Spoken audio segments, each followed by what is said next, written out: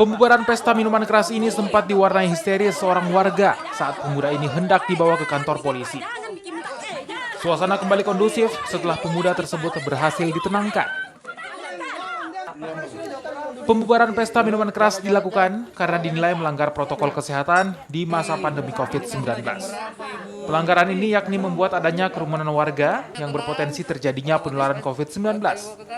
Dari kejadian ini, sejumlah minuman keras berbagai merek disita petugas. Adanya pesta miras di mana ada rencana hajatan, kami indikasikan ada tempat awalnya karena adanya kerumunan, kami mendatangi dan memberikan himbauan, ternyata kami juga temukan adanya miras, jadi kami memberikan pengertian kebetulan ada Pak RT-nya tadi untuk diberikan kepercayaan membina warganya.